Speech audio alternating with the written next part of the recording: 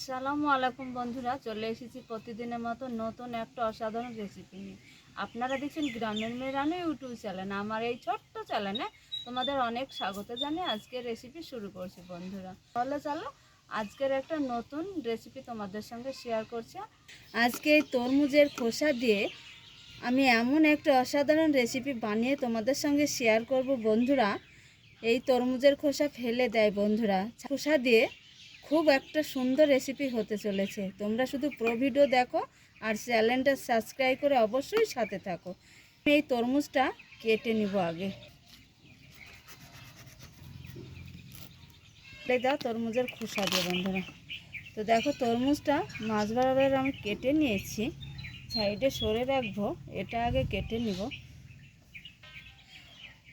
তরমুজটা নিয়ে নিব বন্ধুরা, আর খোসাটা কাজে লাগবে। দেখো আর দেখো এই যে তরমুজের গায়ের এই ছালটা ছিল, এই ছালটা কিন্তু আমি হেসোতে ছিলে ফেলে দিয়েছি। আমি কিন্তু একদম সবগুলাই ছিলে নিয়েছি আর জল দিয়ে খুব সুন্দর করে দেখো ধুয়ে একদম পরিষ্কার করে নিয়েছি। আমি এইখানে গ্রেটার নিয়েছি, এগুলো এক এক করে আমি গ্রেট করে নিব।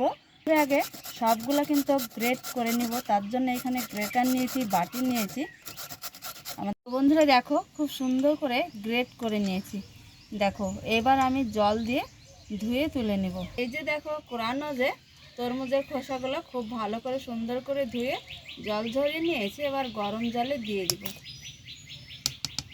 এই খোসাগুলো খুব সুন্দর করে ফুটে ফুটে আগে রান্না করে নিতে হবে, নিয়ে একটু পিউরি বের করে নিব, তাও তোমাদের দেখাবো বন্ধুরা খুব ভালোভাবে। আর দেখো একদম বোঝাই যাচ্ছে যে সেদ্ধ হয়েছে, দেখে নিব একটু, খুব ভালোভাবে সেদ্ধ হয়েছে।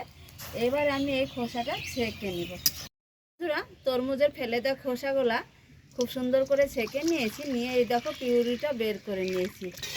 এই যে এবার এইখানে আমি পরিমাণ মতো একটু চিনি দিয়ে দেবো, আর একটু লেবুর রস। এটা কড়াই দিয়ে দিয়েছি আবারও, আর দেখো কাপ মেপে চিনি নিয়েছি, চিনিটা দিয়ে দিব। লেবু নিয়েছি, লেবুর রসটা দিয়ে দেবো। এইখানে একটু ভিনিগার দিলেও খুব ভালো হয়।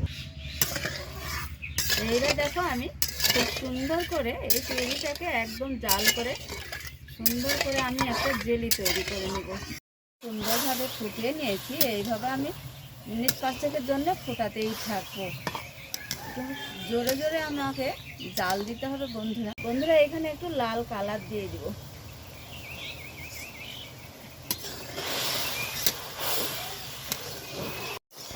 তো বন্ধুরা দেখো খুব সুন্দর করে এইভাবে জেলিটা তৈরি করে নিতে হবে।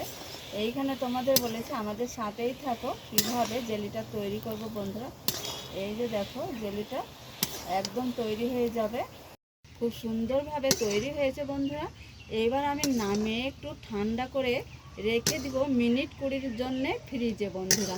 এই যে দেখো বন্ধুরা শুধু জ্যামটা দেখো